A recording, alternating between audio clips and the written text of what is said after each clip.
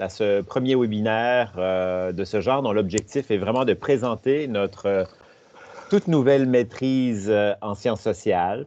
L'idée, évidemment, c'est de présenter le programme, présenter l'équipe professorale, aussi vous présenter les étudiantes et étudiants de notre première cohorte, et puis, bien sûr, de répondre à vos questions. Donc, moi, je me présente pour celles et ceux qui ne me connaissent pas. Je suis Mathieu Leblanc, je suis vice-doyen de la Faculté des arts et des sciences sociales et je suis aussi président du CES, donc du Comité d'études supérieures de la maîtrise en sciences sociales. Je veux aussi inviter tout de suite Michelle Nolan à se présenter parce que Michelle va être avec nous. Elle nous a donné un coup de main. Et puis, j'aimerais ça qu'elle prenne la parole quelques minutes avant qu'on continue. Elle sera là aussi pour répondre à vos questions éventuelles à la toute fin. Donc, Michelle? Merci Mathieu, ça me fait très plaisir d'être là aujourd'hui. En fait, comme Mathieu l'a dit, moi c'est Michelle Nolan, donc je suis l'agente de recrutement à la Faculté des études supérieures. Donc, je m'occupe surtout de répondre aux questions, d'appliquer des méthodes de recrutement sur le campus et à l'international aussi. Et je suis aussi l'agent de liaison de bourse. Donc, aujourd'hui, si jamais vous avez des questions par rapport à des bourses, je vais être là pour y répondre. Donc, pour aussi... Aujourd'hui, évidemment, c'est pour les sciences sociales, pour la maîtrise en sciences sociales, mais si vous avez des questions spécifiques à d'autres programmes qui pourraient possiblement vous intéresser, je vais ajouter mon adresse courriel dans le clavardage et vous pouvez communiquer avec moi à n'importe quel moment. Mathieu, je ne sais pas si c'est juste moi, mais je ne te vois pas. Ça a l'air comme si ta caméra est éteinte. Ah, pourtant, moi, je le vois. Ah, là, vous me voyez? Oui. Oui, oui. Non, moi, je ne te vois pas. OK, je vais refaire. Bon, est-ce que là, c'est mieux? Non? Oui, là, Oui, je te vois. OK, parfait. Bonne présentation. OK, merci beaucoup, Michel. Donc, moi, ça ne sera pas long. Tout simplement un peu de contexte. La maîtrise, elle est toute nouvelle, comme je l'ai dit. Elle existe depuis juillet 2020. Donc, on l'offre depuis le mois de septembre. Donc, il est vraiment, le programme est né d'un désir d'offrir une formation de deuxième cycle en sciences sociales qui n'existe pas en français dans les provinces de l'Atlantique. Donc, on voyait nos diplômés en sciences sociales partir ailleurs, à Montréal, à Ottawa. Et puis, ça faisait quand même un certain nombre d'années qu'on souhaitait avoir un programme de deuxième cycle et enfin, on l'a, notre programme. On a voulu créer un programme de recherche, une maîtrise de recherche qui se veut multidisciplinaire avant tout. Donc, son objectif, comme vous le savez probablement, c'est de former les étudiants à la recherche. On cherche à leur permettre de développer leur autonomie intellectuelle, leurs compétences analytiques, leur pensée critique, et leur donner l'occasion aussi de mener à bien un projet de recherche, donc une thèse. C'est un programme qui s'échelonne sur 2 ans, comme la plupart des maîtrises, donc une scolarité qui dure 2 semestres en tout, la deuxième année consacrée à la thèse. Et le programme s'articule autour de 3 axes. On aura peut-être l'occasion d'y revenir. Donc, je les nomme communauté, innovation et participation, donc le premier axe. Ensuite, espace, territoire et gouvernance, le deuxième. Et minorité, mobilité et identité, le troisième axe. Il s'adresse à des étudiantes et étudiants qui sont diplômés dans les domaines des sciences sociales et des sciences humaines ou encore dans un domaine connexe. Et puis, on a cette année avec nous notre toute première cohorte qui est constituée de 4 étudiantes et étudiants à qui je vais céder la parole tout à l'heure. Mais avant ça, je voudrais inviter nos professeurs, 3 membres de l'équipe professorale qui sont ici avec nous, à prendre la parole, à peu près 5-6 minutes chacune, pour nous parler d'abord, se présenter et nous parler un peu de leur domaine d'intérêt, leur champ de recherche. Donc, je vais procéder par ordre alphabétique. Donc, je vais commencer avec Arnaud, si tu pouvais te présenter pour nos participantes et participants et nous parler un peu de toi. Voilà, avec le micro, ce sera mieux. Oui, bonjour, donc Arnaud Scailleret, mais vous pouvez m'appeler Arnaud, hein, mon nom de famille est un peu compliqué.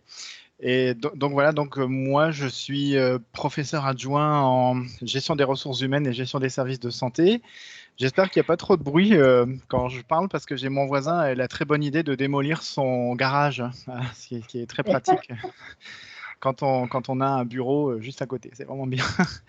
Mais moi, mes recherches, finalement, sont en lien avec le travail à domicile, justement, ce qui fait que depuis la pandémie, c'est un sujet qui est devenu assez d'actualité pour beaucoup de personnes.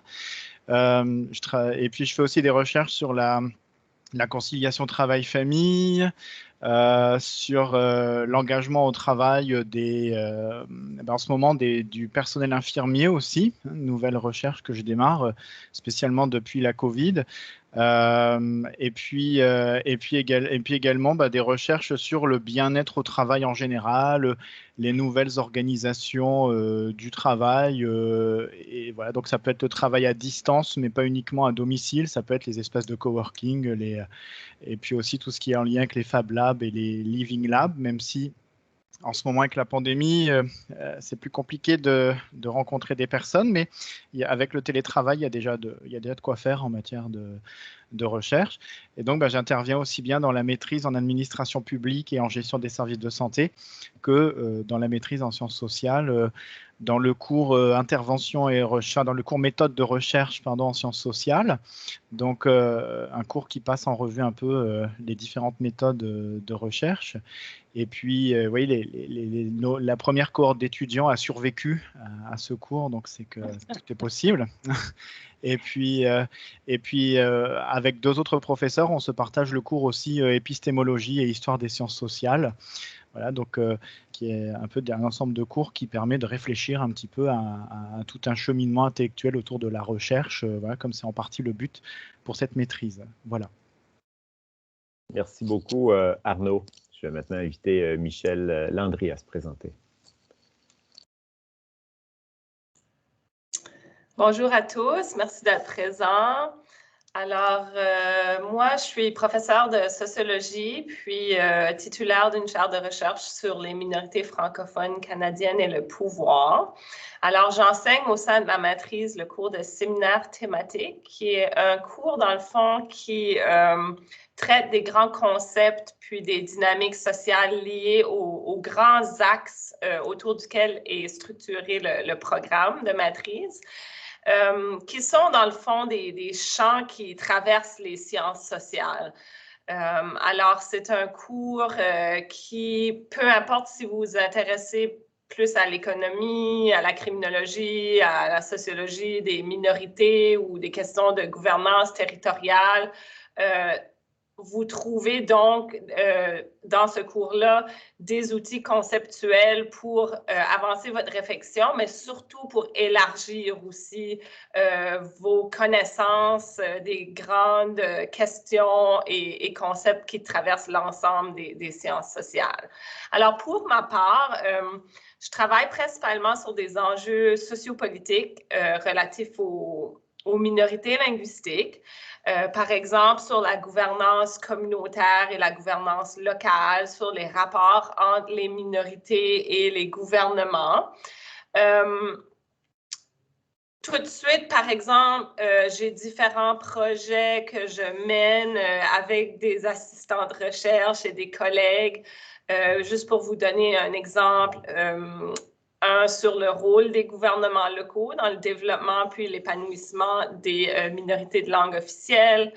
Je travaille aussi sur l'impact du financement, puis sur les organisations qui représentent les francophones en milieu minoritaire, tout en essayant de comprendre en quoi ces organismes-là sont, dans le fond, ou se situent dans des logiques propres aux organismes à but non lucratif dans le système politique canadien.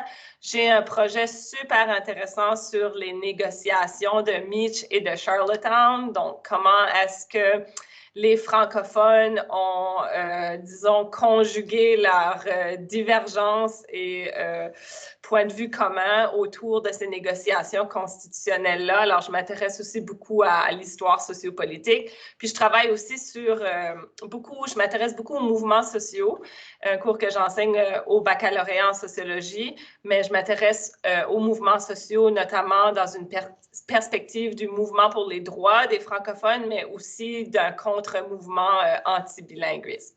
Alors, pour l'année prochaine, j'ai d'ailleurs une bourse, là, puis je vais la partager dans le clavardage si jamais vous connaissez des gens qui s'intéressent à ces questions-là, une bourse qui porterait donc sur l'innovation dans la gouvernance communautaire des minorités francophones et canadiennes. Alors, s'il y a des étudiants qui voudraient travailler sur ce sujet-là ou un sujet assez proche, je vous invite à communiquer avec moi sur cette question-là. Alors, ça fait pas mal le tour de mon côté. Je vais céder la parole à la prochaine personne. Parfait. Marie-André. Oui, Marie-André Pellant, je suis professeure de criminologie au département de sociologie et criminologie. Moi, j'enseigne le cours processus de recherche. Donc, moi, je suis une personne de terrain, donc j'enseigne aux étudiants comment on met la main à la pâte dans le processus de recherche. Je leur donne pas une recette, je sais qu'ils trouvent leur propre trajectoire à la recherche, donc ça donne lieu à des bons débats. L'objectif de ce cours-là, c'est qu'à la fin de cette année, ils auront les 3 premiers chapitres de leur mémoire de rédiger, donc un premier jet. Donc, ils vont pouvoir partir au début de l'été avec une base avec laquelle ils peuvent discuter avec leur directeur, puis partir sur le terrain. Je travaille sur beaucoup de questions de recherche différentes, donc ma passion initiale, c'est comment le religieux et le crime se rencontrent. Donc, l'engagement dans des groupes plus marginalisés que vous connaissez peut-être comme des sectes. Quelle expérience, quelles conséquences ça a sur la vie des gens, des individus qui y participent.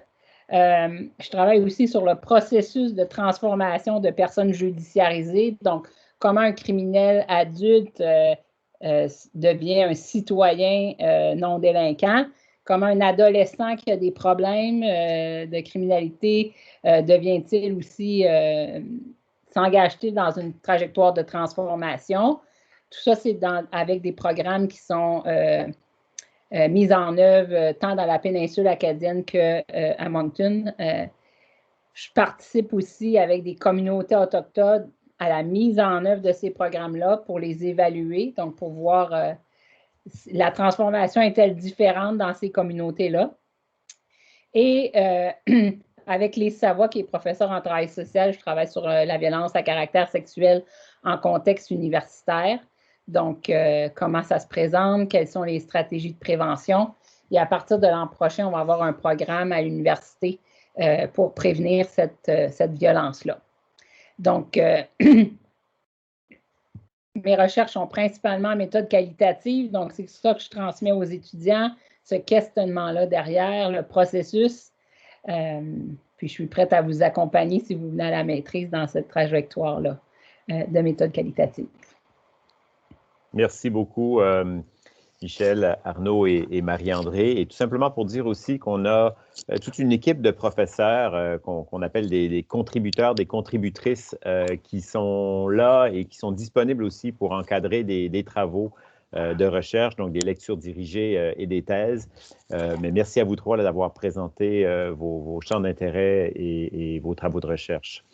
Maintenant, on a avec nous nos 4 étudiants de la première cohorte, donc Zachary Collins, Céleste Gauguin, Natacha Leblanc et Gilles Saunier. Alors, je voudrais peut-être leur demander en 5 minutes chacun d'abord de se présenter et puis nous parler rapidement de leur sujet de thèse. La scolarité achève dans en fait moins d'un mois et demi. Et puis, nos étudiants vont se lancer dans la rédaction de leur thèse, aucune pression. Et j'aimerais ça qu'ils puissent partager avec nous leur sujet de thèse. de recherche. Donc, je vais commencer par Zachary. Bonjour. Donc, moi, mon sujet de thèse, c'est la mobilisation linguistique des Franco-Ontariens en 2018 suite aux compressions économiques du gouvernement conservateur. Donc, il y a environ 14 000 personnes qui sont mobilisées suite aux compressions. Donc, avec Michel Landry, ma directrice de thèse, ça ne devrait pas vous surprendre. Donc, avec elle, je vais commencer cette recherche cette année. Je viens juste de faire mon premier entretien vendredi. Donc, ça commence bien. Le programme se déroule assez vite. Donc, c'est vraiment intéressant. Les cours sont très pertinents à mes sujets de recherche, surtout les 3 axes. Pour moi, en tout cas, ça va directement avec mon projet. Ouais, donc je ne sais pas si vous avez des questions spécifiques, mais c'est vraiment ça. Parfait. Merci, Zachary. En fait, on aura une période de questions à la toute fin. Donc, si vous avez des questions, je vous demande de les noter à ce stade-ci, puis on y reviendra à la toute fin. Donc, merci. Céleste, pourrais-tu nous parler de tes sujets d'intérêt et puis peut-être aussi de ton expérience à la maîtrise jusqu'à maintenant? Pas de problème. Moi, c'est Céleste Gauguin, puis moi, j'étudie, je vais étudier la trajectoire de la vie d'un ancien membre dans des groupes sectaires, puis je m'intéresse à voir la victimisation qui se déroule autour de toute la vie, parce qu'avec mon mémoire de bac, c'est ça qui m'a permis à me demander plus de questions par rapport à ça, qui m'a fait vouloir aller à la maîtrise pour faire cette étape-là de plus loin. Parce que je file comme au bac.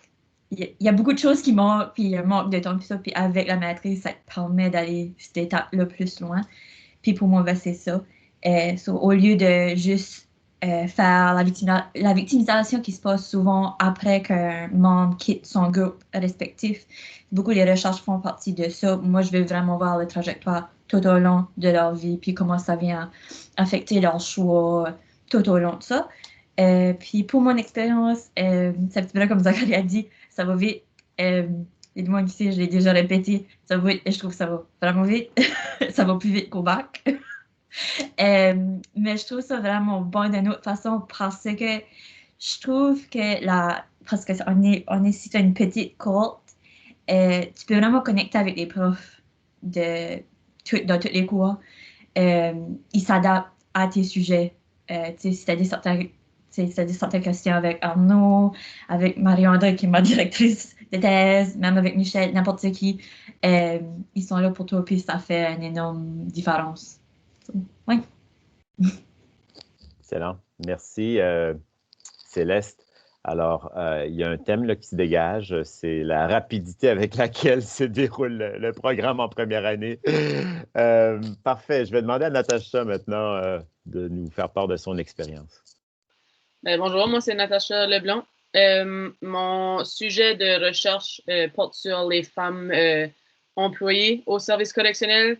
Donc, de vraiment connaître leur trajectoire du début à la fin, soit des personnes qui sont à la retraite présentement ou des personnes qui entrent au milieu correctionnel, peu importe. C'est vraiment de voir c'est quoi les différences qu'il y avait au passé, présentement, les défis que les femmes ont dû rencontrer en tant qu'employées. Donc, dans toute cette perspective-là, moi, c'est Madeleine, ma directrice de thèse. Son champ de recherche, c'est plus les femmes. Ça fait que c'était comme un sujet qu'elle voulait aborder. Ça fait que ça a bien tombé. Puis, comme que Zachary et Céleste ont dit, les choses vont très rapides.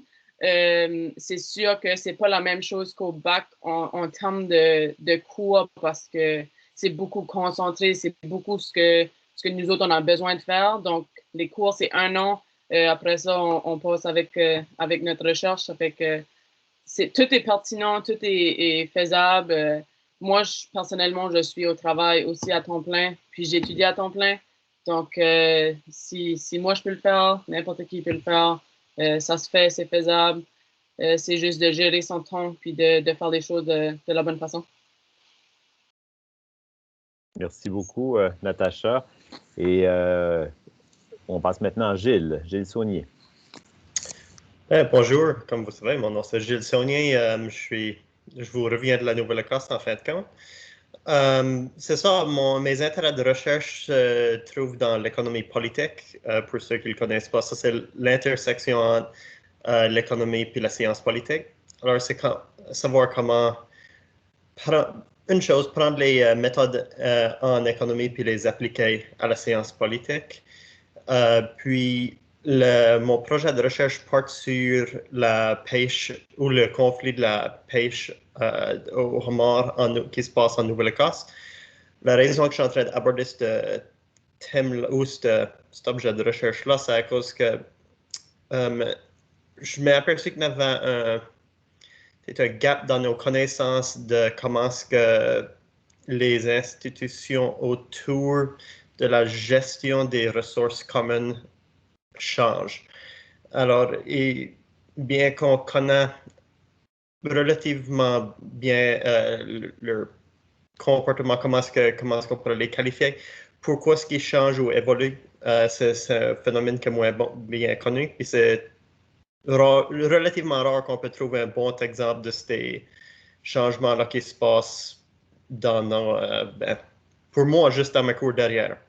Alors, c'est ça que je suis en train d'étudier. Mon expérience dans la maîtrise, c'est très intéressant. Bien sûr, comme vous savez, les sciences sociales, c'est très large, comme ça comporte plusieurs différents domaines. Alors, moi qui viens d'un parcours plus dans la science économique, ça a été très intéressant à cause que ça te force à pouvoir situer ton analyse avec les autres. Puis comment est-ce que tu peux coopérer avec les différentes disciplines pour avoir une meilleure compréhension de le phénomène que tu es en train d'étudier. Alors, ça a été une expérience très enrichissante, puis je suis sûr que ça va continuer à y être.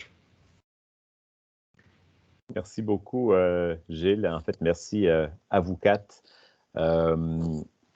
Donc, ce qu'on entend là, évidemment, on entend la même chose, ça va vite, mais on entend aussi les avantages justement de cette proximité, de cette disponibilité des professeurs, donc des échanges qu'on peut avoir, le petit groupe. Donc, ça, c'est très intéressant. Là, par contre, à ce stade-ci, je voudrais céder la parole à nos participants, donc aux candidates et aux candidats potentiels qui assistent à notre webinaire. Si on a organisé aujourd'hui un webinaire, et c'est bien sûr pas pour discuter entre nous, nous on se connaît, mais c'est vraiment pour vous donner l'occasion à vous, aux candidates et candidats potentiels, de poser des questions. Donc, de poser des questions à nos étudiantes et étudiants de la première cohorte ou encore aux membres de l'équipe professorale. Donc, à vous la parole. J'attends vos questions. Vous pouvez lever la main si vous voulez. Il y a aussi la conversation, si vous préférez poser vos questions de cette manière-là. Moi, je peux suivre le fil de conversation, mais n'hésitez pas, allez-y. Vous pouvez lever la main virtuellement ou physiquement, c'est comme vous voulez.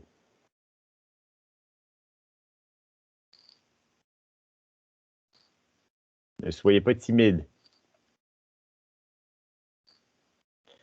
OK, je vois Fabien. On t'écoute. Bonjour, good job à tout le monde. J'ai une question concernant les 3 axes, puis je suis encore au bac, puis je me demande quelle sorte de cours comme propédeutique que j'aurais besoin pour m'associer aux axes, puis pour me donner une direction. OK. Fabien, tu termines bientôt. Je sais que tu as changé de programme à quelques reprises, là. On t'a vu plusieurs fois passer voir Claudette. Donc, ça dépend. Une propédeutique n'est pas toujours nécessaire. Ton dossier sera étudié par le comité d'études supérieures. On a des étudiants on a une candidate qui fait une propédeutique cette année là, pour pouvoir être admise à la maîtrise en septembre. Mais ça dépend ce qui t'intéresse. Ça dépend. Peux-tu nous donner peut-être une idée de ce que tu voudrais faire à la maîtrise, puis on serait peut-être mieux en mesure de répondre à ta question? Je ne suis pas sûr encore. Je n'ai pas trop pensé. Je pense plus au voyage après mon bac là, tout de suite. Là. Mais j'ai vu que le webinaire était available, so je voulais pas perdre ma chance. Je sais que j'ai 3 ans de génie sur ma belt, comme on dit, là. So j'ai un parcours un peu différent. Donc, oui. Je voulais juste, tandis que vous avez ces 3 axes-là, je me demandais qu'est-ce qui est comme des cours qui sont nécessaires, là, vraiment, parce qu'il me reste encore un semestre, puis je vais être aux arts des sciences sociales le semestre prochain. Exactement. Je vais peut-être laisser Michel parler un peu des 3 axes parce que je sais que dans son cours qu'elle donne à l'heure actuelle, là, qu'elle aborde ces 3 axes-là.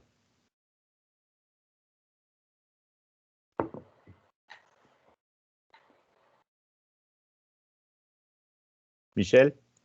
Oui, excusez-moi. Okay. Je cherchais, je ne veux pas me fourvoyer dans l'ordre l'ordre est plus ou moins importante, là. Alors, je cherchais justement l'axe. Oui, alors, il y a un axe qui est articulé autour des concepts de communauté, innovation et participation. L'autre axe est articulé autour des concepts de minorité, mobilité et identité. Puis le dernier axe est structuré autour d'espace, territoire et gouvernance. Mais comme on le voit dans le cours, ces notions qui rejoignent aussi des dynamiques sociales, socio-historiques ou contemporaines, peuvent aussi être réorganisées de d'autres manières. Alors, les axes, moi, je ne les vois pas comme quelque chose de très rigide. C'est plus une structure au programme pour orienter la multidisciplinarité du programme. Alors, je ne pense pas qu'il faut le voir comme une exigence quelconque là, à des choix de thèse ou de recherche. Là. Vous pouvez me corriger, mes collègues, là, si... Non, je pense compléter.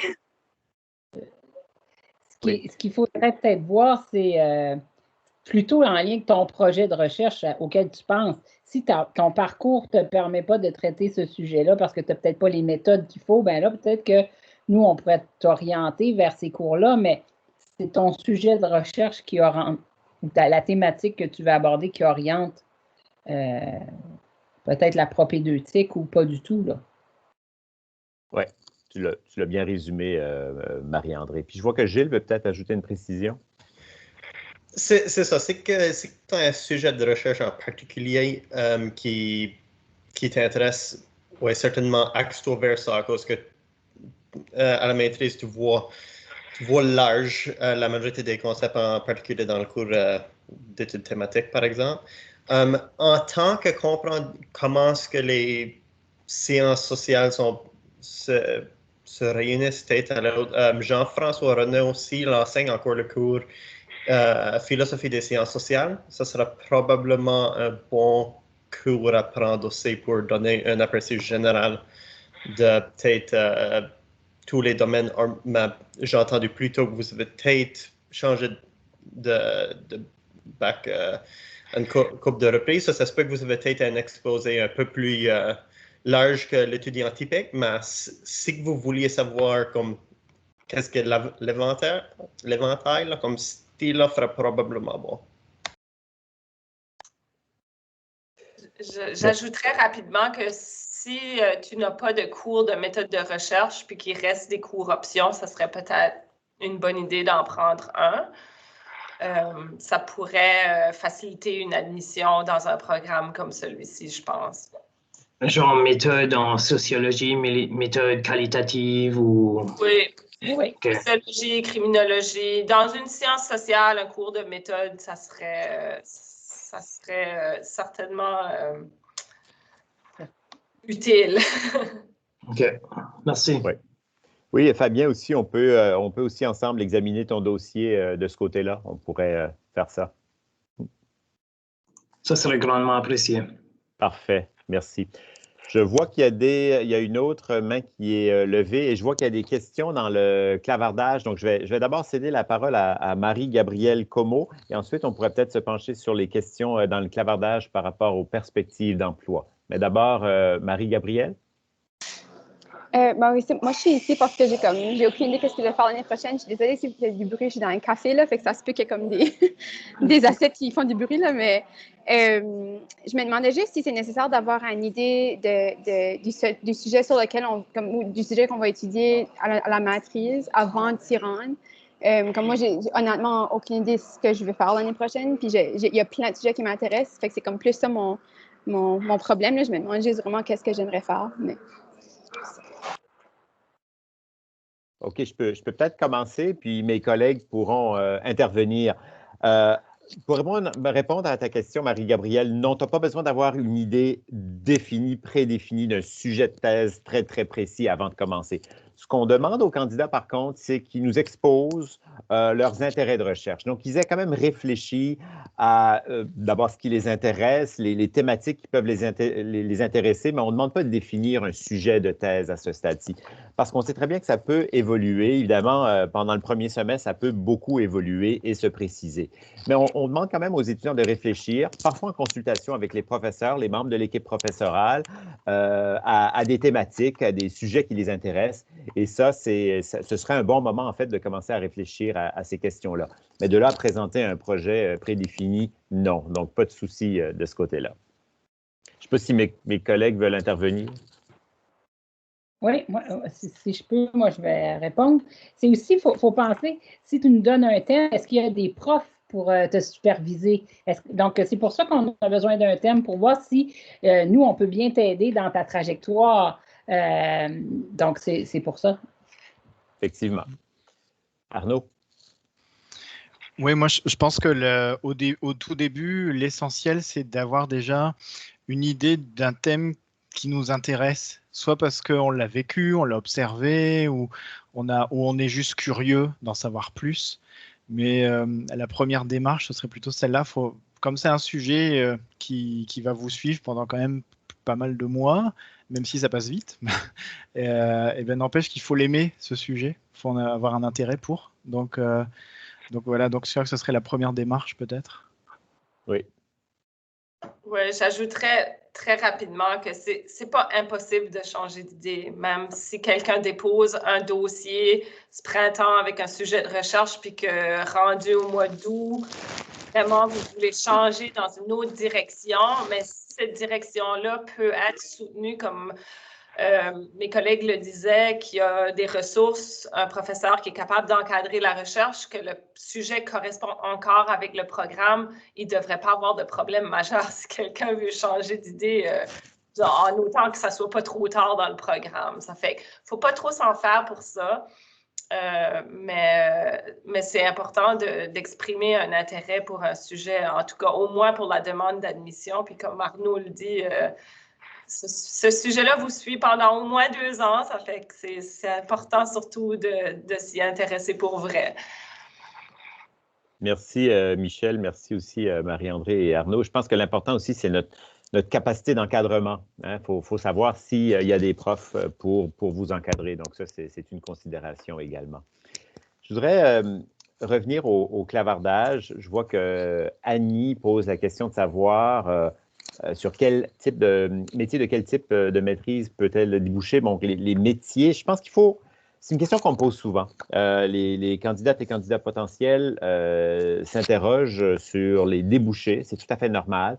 Je pense qu'il faut d'abord penser à un plus haut niveau au secteur d'activité. Que font les diplômés en sciences sociales, maîtrise et doctorat? Et ensuite, on peut peut-être penser à des professions, des métiers là, qui sont vraiment plus précis. Statistique Canada a des données intéressantes sur les débouchés, les secteurs, les grands secteurs d'activité, donc les diplômés en sciences sociales au niveau de la maîtrise et du doctorat. Justement, moi, j'ai ces données ici devant moi. Les principaux secteurs, il y a l'administration publique à son sens très, très large. Les diplômés peuvent travailler au sein des administrations. Donc, on pense à l'administration fédérale, il y a 300 000, à peu près 300 000 fonctionnaires fédéraux. Donc, imaginez les types d'emplois. Donc, par exemple dans l'analyse de programmes, de politique, la recherche. Pensez aussi aux administrations municipales, aux administrations provinciales. L'enseignement collégial et peut-être aussi l'enseignement universitaire, moyennant un doctorat. Évidemment, ça, c'est une autre possibilité. Des associations professionnelles, les organismes communautaires, médias et communication. Il y a pas mal de diplômés en sciences sociales qui travaillent dans le domaine des communications à son sens large et des médias. Coopération internationale, le domaine large des services sociaux également. Je pourrais aussi vous donner, j'ai une longue liste de professions, de métiers, là, de postes, je ne vais pas le faire aujourd'hui, mais ça vous donne une idée des grands secteurs d'activité pour nos diplômés. Sans compter qu'il y a des diplômés après la maîtrise qui décident d'entreprendre un doctorat, parfois dans un autre domaine, un domaine connexe. Donc, c'est ça. Mais n'oubliez pas que c'est une maîtrise recherche. Ce n'est pas une maîtrise professionnelle, par exemple, une maîtrise en sciences infirmières, où on forme des praticiens, des praticiennes qui vont se destiner à la pratique des sciences infirmières, par exemple. C'est une maîtrise de recherche. On ratisse beaucoup plus large. Et je ne sais pas si mes collègues veulent ajouter certaines précisions, ou peut-être même nos étudiants de la première cohorte.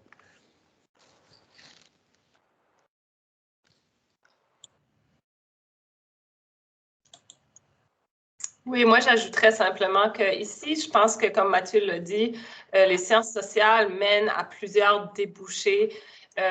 Puis, le choix de thèse peut être stratégique, c'est-à-dire que si quelqu'un envisage travailler dans le domaine des femmes, soit des organismes à but non lucratif ou auprès des programmes gouvernementaux qui abordent les questions féminines, ben, peut-être choisir un sujet de thèse qui va permettre ensuite de se construire une certaine expertise dans ce domaine-là, puis montrer aussi à un employeur potentiel qu'on a l'expertise. Alors, je voulais juste ajouter que ici, c'est peut-être le choix de thèse qui va vraiment plus définir dans quel sous-secteur ou domaine d'activité les diplômés vont pouvoir se placer. Mais... Parfait. Merci beaucoup, Michel, pour cette précision. Marie-André? Je me souviens quand on a commencé le projet de maîtrise, Pierre-Marcel Desjardins nous avait dit que le diplôme de maîtrise, c'est le plus rentable, mais il faut voir ça comme une façon de se distinguer parce qu'au Canada, il y a beaucoup de gens qui ont des baccalauréats, donc la maîtrise permet de nous distinguer des autres, mais ça vous donne aussi une méthode d'analyse, de réflexion sur des problèmes sociaux que les organismes gouvernementaux, provinciaux ou fédéraux recherchent activement. Ils ont besoin de cerveau pour analyser les situations. Donc, vous pouvez facilement vous trouver un emploi qui est peut-être proche ou éloigné du sujet de recherche, mais si vous regardez les annonces de poste dans les ministères, ben, même si c'est que consultant, on cherche des gens qui ont des maîtrises. Puis la science sociale, ça vous offre un éventail plus large d'espace. Zachary? Je voulais juste mentionner que c'est un petit peu ça qui m'avait motivé, moi, à continuer dans la maîtrise aussi. J'avais déjà travaillé, j'avais déjà un bac en criminologie puis psychologie et j'avais travaillé en recherche pour quelques années, mais je trouvais que je ne pouvais pas continuer en recherche comme je voulais. Donc, j'avais été en éducation, mais finalement, c'est pour ça que j'avais choisi de continuer à la maîtrise en sciences sociales. C'est parce que je trouvais que c'est plus de portes pour les emplois en recherche aussi. Excellent, merci Zachary. Je vois qu'Arnaud veut aussi ajouter quelque chose. C'est effectivement sur le marché de l'emploi aussi, les employeurs recherchent beaucoup les capacités d'adaptation, une certaine ouverture intellectuelle et puis la pluridisciplinarité. Donc, une maîtrise comme celle-ci atteste de ces qualités-là. Donc, ça peut être aussi quelque chose de très, très bien perçu au moment d'un processus de recrutement, par exemple. Effectivement. Et pour revenir à la question du diplôme, effectivement, les études montrent que, selon les domaines, bien entendu, que c'est la maîtrise qui est le diplôme le plus rentable. Le doctorat, c'est une formation très, très spécialisée avec des objectifs et des visées qui sont tout autres. Mais sur le marché du travail, un diplôme de maîtrise, c'est clair que ça a une valeur. et on peut faire un travail qui s'éloigne complètement de son sujet de thèse, tout comme on peut faire du travail qui s'inscrit dans le droit fil de ce qu'on a fait dans sa thèse. Alors, les deux sont tout à fait possibles. Est-ce qu'il y a d'autres questions de la part de nos candidates et candidats potentiels? Il y a une question dans le clavardage que je peux répondre. Oui, vas-y, Gilles. Ben, c'est Maggie Eugénie demande si on peut avoir 2 directeurs ou directrices de thèse. Si ça t'intéresse à plusieurs niveaux, je peux vous confirmer que oui, à cause que moi j'en ai 2. Dans mon cas, c'est à cause que c'est comme j'ai mentionné, je suis à l'intersection de 2 différentes disciplines. Alors, avoir 2 profs qui ont un coffre d'outils spécialisé pour pouvoir m'orienter dans ma recherche, c'est ça qui est le plus, qui serait bénéfique, qu'on a jugé qui était le plus bénéfique pour moi. Alors, c'est ça, c'est certainement une option. Oui, merci Gilles, tu as bien répondu à la question. Les co-directions de thèse sont tout à fait possibles. Marie-André? Quand vous choisissez un directeur, là, il faut avoir ou une directrice, il faut avoir une conversation avec eux, c'est-à-dire quel genre de personne vous êtes, quel genre de supervision vous voulez. Ça, c'est une conversation que vous pouvez avoir avec eux. Il faut que vous choisissiez une personne en qui vous pouvez avoir confiance, qu'il peut y avoir des discussions difficiles. Donc, vous pouvez avoir ces discussions-là avant d'arriver dans le programme. Une fois dans le programme, on a vu toutes les expériences dans la cohorte cette année. Donc, nous, on peut vous aider certainement à faire ce cheminement-là. Effectivement, n'hésitez surtout pas à communiquer avec moi. Moi, ensuite, je vous mets en contact avec un membre ou une membre de l'équipe professorale pour que vous puissiez discuter de vos champs d'intérêt. Donc, c'est quand même assez simple. Je voudrais peut-être saisir l'occasion. On a Michelle Nolan qui est encore avec nous. Je voudrais céder la parole à Michelle pour qu'elle puisse nous parler un peu des bourses qui sont offertes dans le cadre des programmes de maîtrise. Donc, Michelle? Oui, c'est sûr qu'étant dans un programme de recherche, il y a des bourses qui sont disponibles à vous. Je commencerai par parler des bourses des grands conseils. Le concours est terminé pour l'année prochaine, mais une fois que vous serez en première année, vous pouvez postuler pour la bourse qui est offerte par ce qu'on nomme le CRSH. Donc, c'est un organisme de financement fédéral qui finance la recherche en sciences sociales. Donc, ça, c'est des bourses qui sont assez prestigieuses. C'est une bourse de 1 an. Donc, ça, le concours va commencer à l'automne prochain. Donc, dès que vous vous inscrivez, vous pouvez communiquer avec moi ou vous pouvez même communiquer avec votre directeur, directrice de recherche et commencer le processus, là. Je donne aussi des séances d'information avec Marie-André, par exemple, dans les cours. Donc, vous allez recevoir plus d'informations par rapport à cette bourse-là. Ce que je vais faire, je vais mettre le lien dans le clavardage pour que vous puissiez déjà aller voir qu'est-ce que vous avez besoin pour ce type de demande-là. On a aussi pour les récipiendaires de ces bourses-là, on a des bourses qu'on appelle des bourses suppléments qui sont offertes par l'Université de Moncton et la FINB. Donc, si vous devenez récipiendaire d'une de ces bourses-là, vous pouvez recevoir du financement additionnel de la province du Nouveau-Brunswick et de l'Université de Moncton. Donc, ça, c'est assez intéressant comme financement.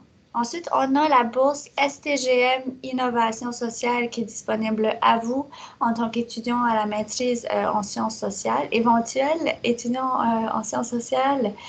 Donc, la STGM Innovation sociale, c'est si vous avez un projet de recherche qui aura un impact soit économique ou social sur la communauté au Nouveau-Brunswick, vous pouvez soumettre une demande pour cette bourse STGM Innovation sociale dont je vous mentionne. Donc ça, les bourses du CRSH sont plus compétitives. Je vous dirais que les bourses de la FINB sont plus accessibles. pour des étudiants. Donc, regardez à ces deux programmes de bourse-là qui sont là pour vous. Vous avez vraiment rien à perdre à postuler. Donc, postulez, peu importe si jamais vous décidez de postuler pour la CRSH et vous ne l'obtenez pas, bien pour ces personnes-là qui postulent, vous êtes considérés pour un autre concours de la FINB pour des bourses qu'on appelle les bourses substituts. Donc, il y a aussi ce pot de bourses-là qui est disponible aux étudiants qui postulent pour le CRSH.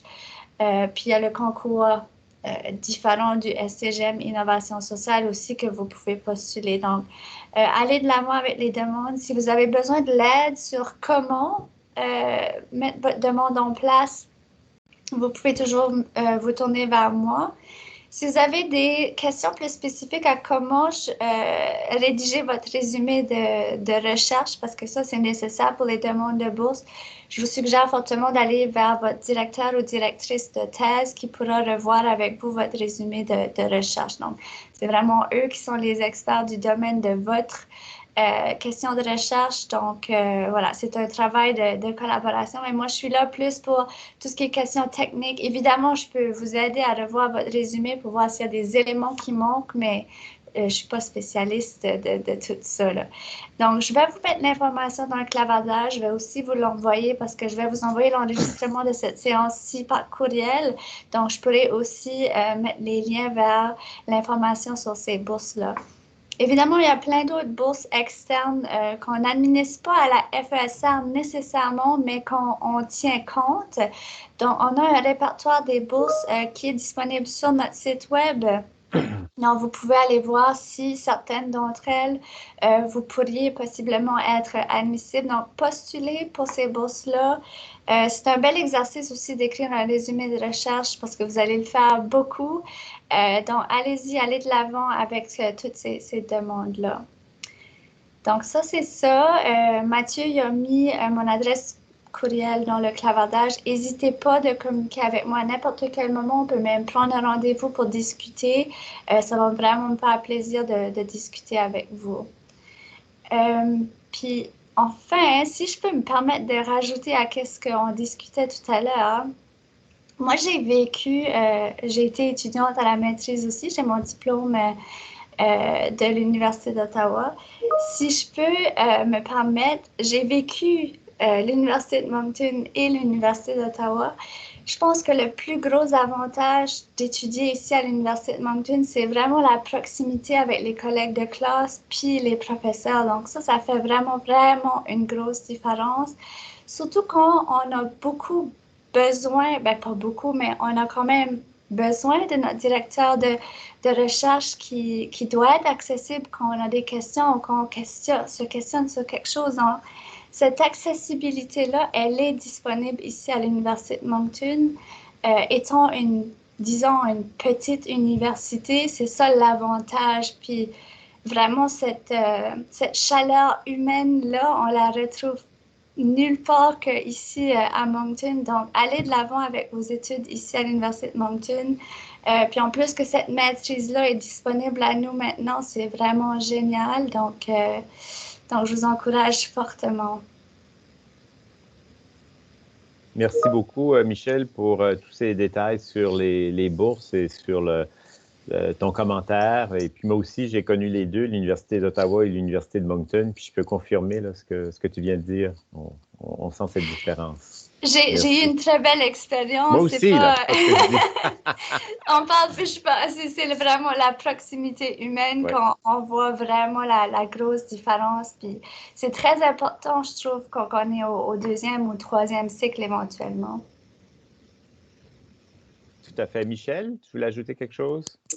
Je voulais juste ajouter au sujet des bourses, si vous avez déjà ou si vous êtes déjà en discussion avec une directrice ou un directeur de thèse potentiel, c'est quelque chose que vous pouvez discuter assez tôt dans le processus, la question des bourses.